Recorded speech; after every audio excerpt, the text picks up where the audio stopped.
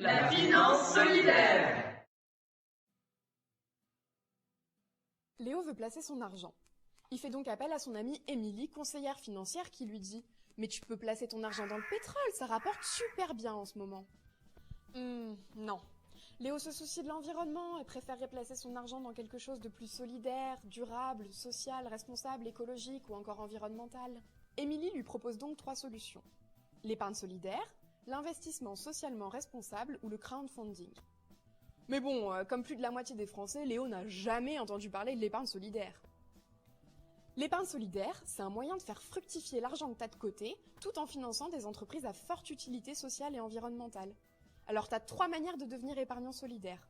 Au sein de ta banque, par un livret d'épargne solidaire, au sein de ton entreprise, par l'épargne salariale, ou par l'achat d'actions. Et l'épargne solidaire, ça marche super bien parce qu'en France, en 2015, elle a permis de générer 290 millions d'euros pour soutenir des projets.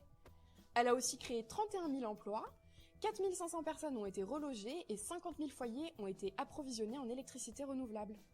Sinon, tu peux choisir l'investissement socialement responsable. Alors l'investissement socialement responsable, c'est quand tu tiens compte des principes du développement durable dans tes placements financiers. Par exemple, plutôt que choisir l'entreprise dans laquelle tu investis seulement en fonction de sa rentabilité, tu prends aussi en compte l'impact environnemental de l'entreprise, les salaires qu'elle verse aux employés ou encore sa politique d'embauche. Enfin, tu peux choisir le crowdfunding. C'est un mode de financement qu'on qualifie de participatif. Une personne a un projet, elle le propose à une plateforme qui le propose aux internautes. Et les internautes choisissent de le financer ou non. Léo aimerait choisir le projet dans lequel il investit. Il se tourne donc vers le crowdfunding. Julie, elle, veut monter sa petite entreprise de lunettes fabriquées à partir de matériaux recyclés qui permettra d'embaucher une 20aine de personnes dans sa ville. Elle demande à son amie Léna comment financer son projet. Léna lui explique qu'elle a plusieurs alternatives, la finance classique ou la finance solidaire. Alors la finance classique, c'est quand tu fais appel à des actionnaires qui prennent une part du capital, des fonds d'investissement ou des emprunts bancaires qui demandent des taux d'intérêt pour financer ton projet. Mais bon, Julie, elle aimerait bien trouver un mode de financement aussi solidaire que son projet. Léna lui propose donc la finance solidaire. Dans ce cas-là, tu as 2 possibilités, soit faire appel à l'épargne solidaire, soit faire appel au crowdfunding.